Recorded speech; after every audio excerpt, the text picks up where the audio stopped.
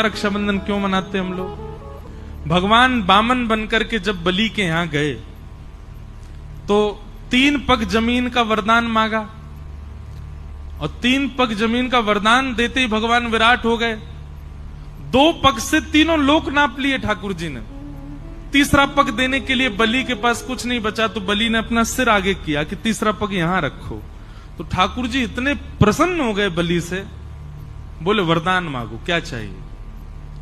तो बलि ने माना जो मांगूंगा सो दोगे? बोले हाँ देंगे। बोले मैं जब जब अपने महल में अंदर जाऊं और जब जब महल से बाहर आऊं तब तब आप मुझको दिखो प्रत्यक्ष।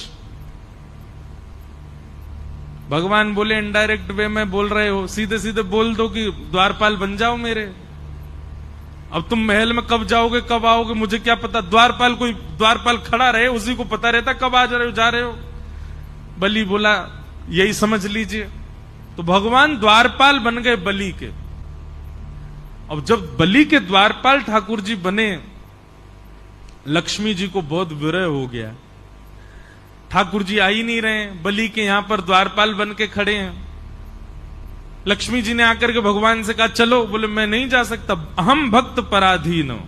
स्पष्ट शब्द है भागवत में। ठाकुर जी कह रहे हैं पूरा विश्व मेरे पर अधीन है पर मैं अपने भक्त के अधीन हूं, मैं कुछ नहीं कर सकता यदि भक्त को मैंने वचन दे दिया तो।